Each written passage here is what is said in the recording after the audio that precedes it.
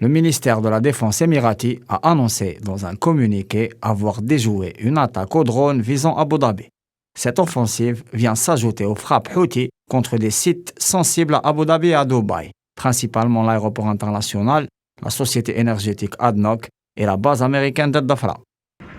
Dans une conjoncture d'embrasement des fronts au Yémen, notamment depuis l'emploi des Amalika sur les fronts de Chabwa et de Ma'rib, et avec la multiplication des frappes aériennes menées par la coalition sur Sanaa et Hodeïda.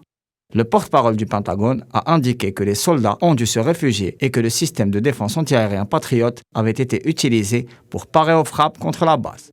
Les États-Unis ont annoncé récemment leur volonté de soutenir les Émirats arabes unis pour renforcer leur système de défense.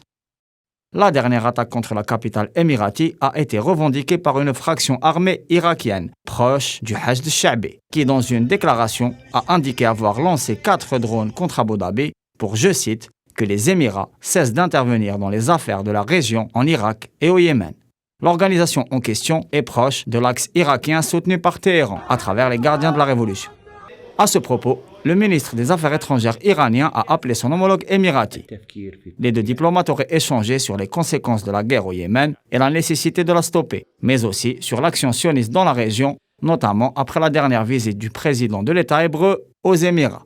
Pour rappel, Dubaï accueille l'Expo universelle, voulue par les dirigeants de cet État du Golfe comme une matrice de l'impulsion économique, mais aussi comme interface du modèle de stabilité et de prospérité ainsi que du pôle d'attraction pour les investissements que se veut être Abu Dhabi. La guerre au Yémen dure depuis 7 ans et paraît ne pas montrer de signes d'apaisement. L'ouverture de nouveaux fronts menace la stabilité de cette région névralgique, marchant sur des charbons ardents.